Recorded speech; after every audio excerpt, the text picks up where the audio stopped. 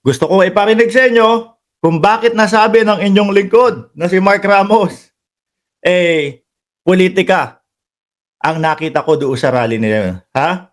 Dahil din, eto, kay Marcoleta na din po. Ating Pangulong Duterte pinatawag ng Quadcom. At ang ginamit... Tama ba? Rinig nyo? Di ba?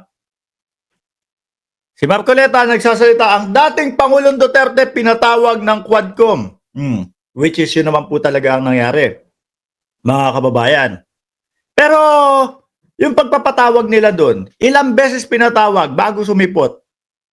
Ang tingin ko pa nga ho dyan, mga boss chief amo sir, kailangan nilang kailangan nilang painan etong kampo ni dating Pangulong Duterte. Bakit to? Wala kung ano-ano yung alibay. So ang ginawa nila, dahil nga po nagpadala yung kampo ni dating Pangulong Duterte, galing po doon sa attorney nila, na wala kaming tiwala sa Quadcom. Ano po ibig sabihin nun? Hindi nasisipot. Di ba?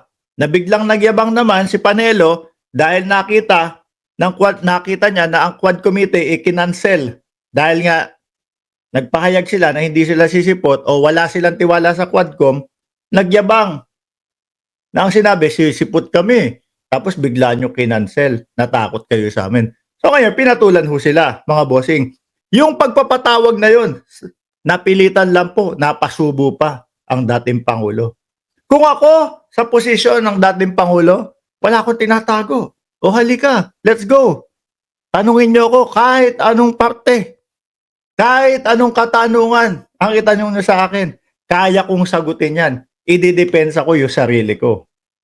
Pero bakit ho doon sa kanila, takot ho silang humarap. No? Kailangan lang pong painan para para mapapunta ho sila. Di ba, Marcoleta? Ito po ang pinag-umpisahan ng kaguluhan at pagkakahati-hati.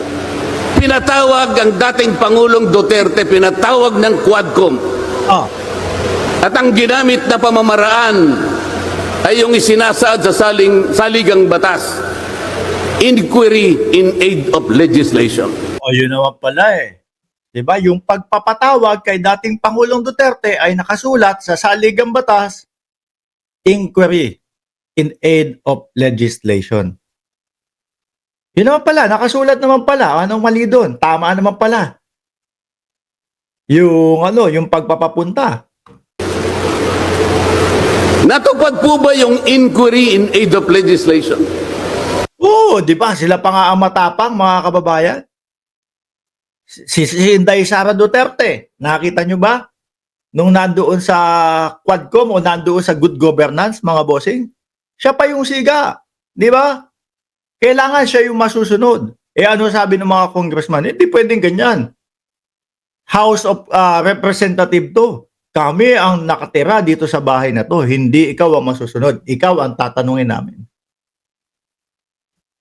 Yung in aid of legislation, nasunod po yun. Sila pa po ang nagmatapang. Sila pa po ang gustong mambardagol, mga kababayan.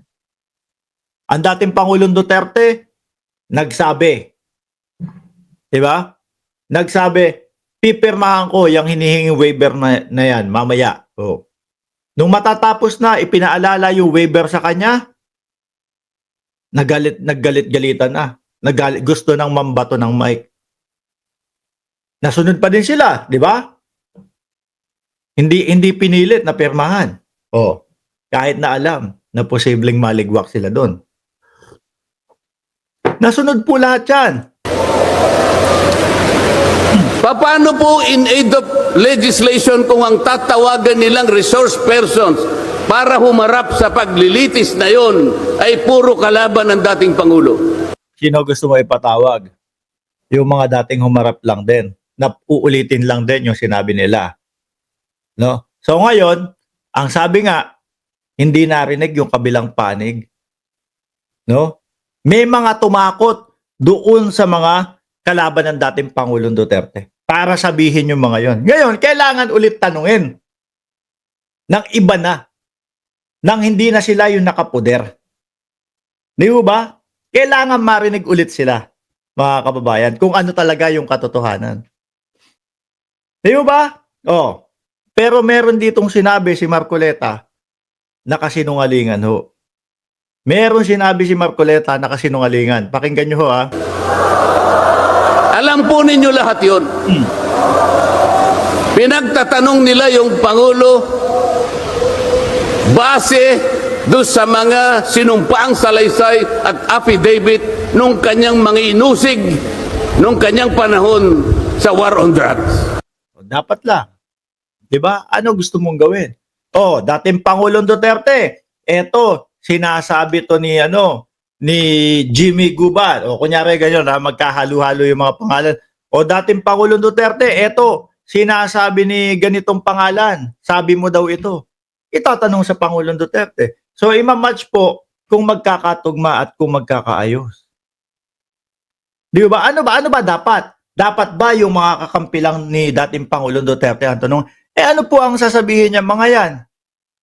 Di yung pabor lang ho sa kanila. Di ba? Hindi naman ipinatawag ang mga taong maaring makapagbigay sa kanya ng tulong upang ipaliwanag ang ang war on drugs. Nandun sila lahat, kumpleto, sila Panelo ho, mga kababayan. Lahat po nandoon, mga bossing. No? Hindi ipinatawag ang mga Solicitor General sa kanyang panahon. Hindi ipinatawag ang mga CPNP upang magpaliwanag kung ano ang war on drugs. Narinig nyo ho, mga kababayan. Narinig nyo yung sinabi ni Rodante Marcoleta. Hindi daw po ipinapatawag o hindi pinatawag yung mga PNP chief para magsalita. Totoo hindi? Nagsisinungaling si Marcoleta o hindi? Di ba? Totoo po na hindi pinatawag si Bato de la Rosa para po doon sa mga katanungan.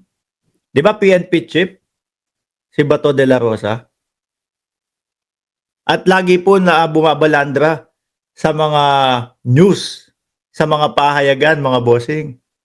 Pinapatawag si si Bato de la Rosa kasama si Bungo. Di ba? Ano ang sabi nila Bungo? Ano ang sabi ni Bato de la Rosa? Hindi ako pupunta dyan. No? Kasi ayoko yung magiging unang senador na sisira doon sa kung ano yung tradisyon na ginagawa. Kapayapaan po ba yon? Magsisinungaling ka, hindi daw po ipinapatawag yung mga PNP chief? Di ba? Oh. Pinapatawag ko sila mga boss. Puro kalaban ng dating Pangulo. Yung mga abogadong kasama niya para magtanggol sa kanya, hindi pwedeng magsalita. Ibubulong. Sabihin mo na lang sa susunod ka na lang magsasalita. Puro ganun lang ang ibubulong. Di ba? Wala din makuha. Wala din makikita. Sapagkat ang tuntunin sa mga komite, ikaw ay papayagan lamang para payuhan mo ang kliyente mo sa kanyang karapatan. Ngunit paano mangyayari na ang kliyente nila ay papayuhan sa kanyang karapatan? Uulitin ko mga kababayan. Hindi ho ito political rally, no? Peace rally po ito, kapayapaan rally. Mga bossing. Ngayon, magtatanong ulit ako. Ano sa tingin nyo po? Peace rally o political rally? Yung nangyari ho. Hindi ho ako nagsasalita dito dahil madaming nagrally, madami ang miyembro ng Iglesia ni Cristo. Hindi ho. Kasi para sa akin kahit na madami po sila diyan, kahit umabot ng 10 milyon po ang magrally diyan, matutuloy at matutuloy pa din ang impeachment na isinusulong laban kay Inday Sara Duterte. Kagaya ho ngayon, mga bossing. Tapos na yung rally. Next page, next day tayo. Ano ulit? Pag-usapan na ulit natin yung impeachment. Di ba? Hindi naman po kasi maaari, mga kababayan, O nagrally yung INC. Nagsama-sama yung Iglesia ni Cristo doon, no? Na yung halos ang isinigaw doon sa mga miyembro nila kapayapaan. Pagdating doon politika pala ang pag-uusapan. Hindi naman po nagrally sila. O ano, into na natin yung impeachment. Wala na hindi ho. Kinabukasan yan, pagkatapos ho ng rally na yan, like ngayong araw ho, babalik doon sa kung ano ang issue ng Vice Presidente. No, kung ano ang issue ni dating Pangulong Duterte. Pupunta pa din yan sa ICC. Ulitin ko, ano po, kahit 10 milyon pa ho ang mag-rally dyan. O ano na ho yun ha? Napaka-exage na ho nung numerong binigay ko. Kahit 10 milyon pa po ang pumunta dyan. No? Ang populasyon ho ng Pilipinas, kulang 120 million. Yung in-exaggerate ko pong numero, no, 8% lang po yun. Pero kung titingnan ho natin, yung mismong bilang, mga kababayan, hindi naman po talaga umabot ng ilang milyon. Hindi naman po talaga umabot ng 10 milyon. Diba? Sabi ni Eddie Wow, ICC mo, pagod na. Ganyan naman din di ba? Yung sabi ninyo, si General Torre mo, pagod na, kakahuli kay Kibuloy. Ano naging ending ni Kibuloy? Ayun, nando sa loob, nasa oblo. Tapos, di ba? Ngayon, humihingi ng karapatan na makapagpiyansa. Pinayagan ba? Hindi. Di ba? Ganyan din yung sinabi nyo sa amin. Pahuli ka ng pahuli kay Kibuloy. Hanggang ngayon, hindi pa nahuhuli si Kibuloy. Ano nangyari kay Kibuloy? Sa oblo, di ba? Lagi nyo sinasabi, etong Pangulong Bongbong Marcos, weak na president. Kaya pala nandiyan si Buloy sa loob. Ano? Kaya pala, etong mga PDP, etong mga sila Bato de la Rosa, sila Bungo, si dating Pangulong Duterte, ayan na, kumakapit na, pati doon sa rally ng Iglesia ni Cristo. Bakit to? Kung wala naman sa kanila yan, naku, baka mga nasa bahay lang ho yan. Di ba? Baka mga nasa bahay lang, yaman mo siya, wala namang mga mapapalayang mga yan No, sa kaka-ICC nila May kaba, may takot yung mga yan. Di ba? Kung bubulungan lang siya, ay makikita siya ng isang chairman doon. Attorney, huwag mong bubulungan yan. Iko-contempt kita. Sigawan yung mga ISC. Hindi to politika. Hindi to, ito ay usaping kapayapaan. Ano po? Nasaan na po yung sinabi sa saligang batas? So ito po talaga mga kababayan. Ang tingin ko dito, pro-Duterte rally. No? Uulitin ko po, hindi ako matatakot na sabihin na pro-Duterte rally to kahit na umabot ng milyon. Bakit to? Kung 2 milyon, sabihin na natin 1.2 milyon. 1% lang po yun ng 120 million na populasyon ng Pilipinas. Na lahat ng inuusig ay meron siyang karapatan sa aboga, the right to counsel. Wala na po. Di ba, abogado din niya si dating Pangulong Duterte.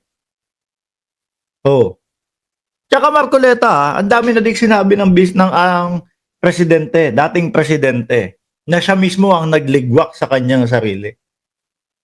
Kagaya na lang ng mga reward system, siya na din ang mismong nagligwak sa kanyang sarili. No? Halos lahat na din po ng bumuka o sinambit ng dating Pangulong Duterte, nilaglag niya yung kanyang sarili. Diba? Sabi ni Rene Bilyoso, 120 million, botante ba yan? Yung lahat ng INC na nandyan, botante ba yan o may bata? Botante o may bata? Pagka may bata, hindi naman bumoboto yan. Sabi ni Hill Abergos, sinusubaybayan kita, pero may konting fake news ka din. O, di tatanggalin kita. Napakasimple ko lang kausap. Hill, o yan. Sinusubaybayan kita. O, ako pa, nasabihan mo fake news, ayan. Si Marcoleta nagsasalita, o, di tatanggalin kita. Napakasimple lang. O. Di mo ba? Sabi ni Eddie Wow, ano ba ang latest survey? According to the latest survey, si BP Sara ang may pinakamataas na ratings dyan. Palang alam na kung sino ang majority. O kaya pala, no? Yung papunta-punta nyo, yung pasigaw-sigaw nyo na mga DDS na mag-EDSA kayo para kay Sara, D17, T32 ang pumupunta. Di ba? Kaya pala, lumalakas kayo. lumalakas kayo. Kaya pala, kailangan makisama doon sa rally ng Iglesia ni Cristo. At magugulat yung mga miyembro ng Iglesia ni Cristo na, kala ko, peace rally to. Bakit parang para sa mga politiko rally to? Oh. The right to confront your accusers. Wala po mga accuser doon. Ang ginagamit ko ay mga sinumpaang salaysay, hindi man lang i-authenticate, ipinalagay na totoo lahat ang nakasaad ng mga aligasyon. Ano? Kaya nga itinatanong kay dating Pangulong Duterte Di ba? Kaya itinatanong kay dating Pangulong Duterte, Marcoleta. Kaya nando siya para sagutin yung mga yun. Ang gagawin ng isang tao sa harap ng ganito na walang rule of law at walang due process? Walang rule of law, walang due process. Ano yung patawag sa kanila mga boss? Bakit nandoon sila? Bakit paulit-ulit na pinapadalan sila ng imbitasyon? Di ba due process yun? Kung wala due process, etong mga sinabi nitong mga pinatawag namin na labang kay Duterte, napatunayan namin na hindi na tama sila. Hindi na tinanong si dating Pangulong Duterte, hindi na pinatawag. Marcoleta, yun ang walang due process. No? Pero yung pagpapatawag, pagpapapunta, pagtatanong, pagbibigay ng karapatan para sa kanila sumagot, due process yun. Di ba? Ito hindi to political rally. Peace rally ho ito, mga kababayan. po ang pinag-umpisahan ng kaguluhan at pagkakahati-hati. Sandali, nandiyan ba si Batang Maynila Toits? Ang bilis kasi nung Ayo. Idol, magandang araw. Aatras siya si Marcoleta sa huli. Ayun. Ano naman ho kasi, sir? Nasa pang 25 yung kanyang kandidatura. At siguro ang akala ni Marcoleta, pag ako umakyat sa entablado ng ng INC, biglang mag-skyrocket yung kanyang kandidatura. Hindi ho nila alam na yung mga ibang Iglesia ni Cristo po nadismaya. Dahil pumunta po sila na ang inaasahan para sa kapayapaan. Biglang parang para sa Duterte na po yung mga sinigaw nila Marcoleta. Samahan mo pa nung mga imbitado nilang mga politiko. Kahit ho ako, mga kababayan, kahit ho ako, miyembro ng, kung Iglesia ni Cristo ako, miyembro, masaya ako, pupunta ako doon. Biglang, bakit ganito? Pampolitika, may sinusuportahan pala. Gusto ko nga maimbestigahan lahat yung mga Duterte kasi para malaman natin kung ano ang katotohanan talaga. Wala, nadismaya kay Marcoleta. Imbes na iboto siya, wala nang boto. Sa kagustuhan po nila na mausig ang dating Pangulo, ayaw po nilang pumunta sa korte. Ayaw nilang pumunta sa piskal. Ano po ba ang sinasabi ng mga desisyon ng korte? In aid of legislation. Kaya din pinapatawag diyan sa Kongreso upang sa ganon, kung merong mga susunod na mga presidente na ganito yung mga gagawin, meron na tayong batas na para sa kanila. Ano? So ngayon, yung para sa korte, yung mga yung mga nagreklamo kay dating Pangulong Duterte. Ayaw na siguro magkaso diyan sa Pilipinas. Bakit? Kasi umuubra na, gumagana na yung doon sa ICC. Di ba? Ano sabi ng Department of Justice? Kapag ka nag-umpisa kami ng investigasyon dito kay Duterte, dito kay dating Pangulong Duterte, uulit na naman sa umpisa. Matatagalan lang. Yung mga humihingi ng hustisya ay lalong mag-aantay. Kaya ang gagawin, ayun. Di ba?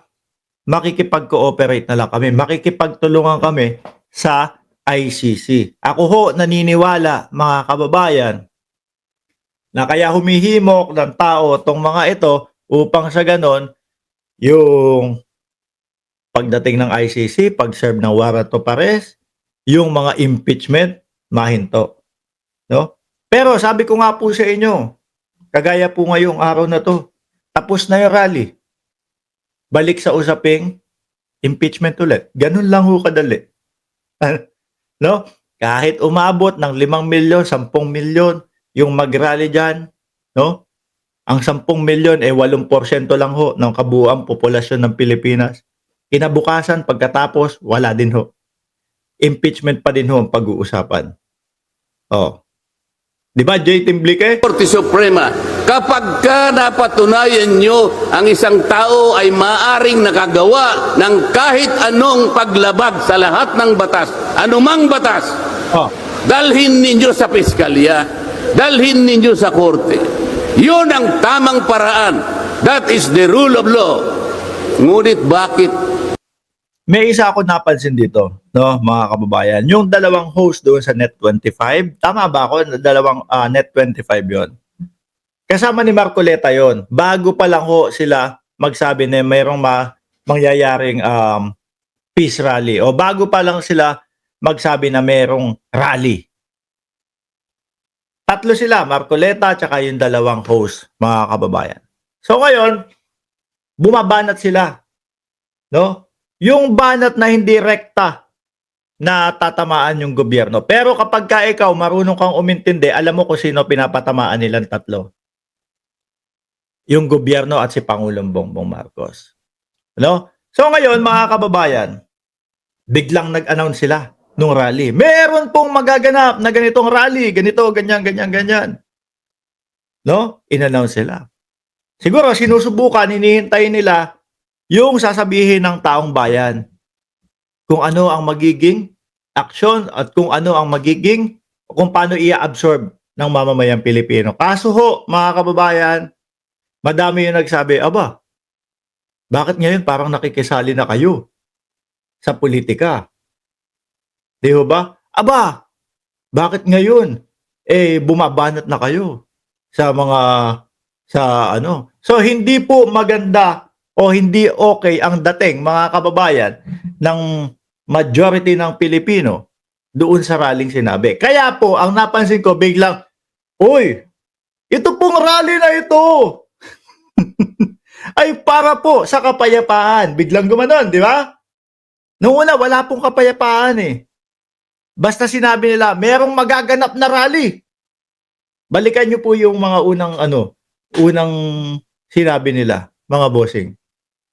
Tapos, nung nakita nila, hindi pabor ang mamamayang Pilipino, biglang peace rally na daw po. Biglang ang sinisigaw na, kung ikaw, sisigaw ka dito na bumagsak o bumaba si Bongbong Marcos, o kung ikaw, magsasabi ka ng usaping politikal, hindi ka sa amin tatanggapin.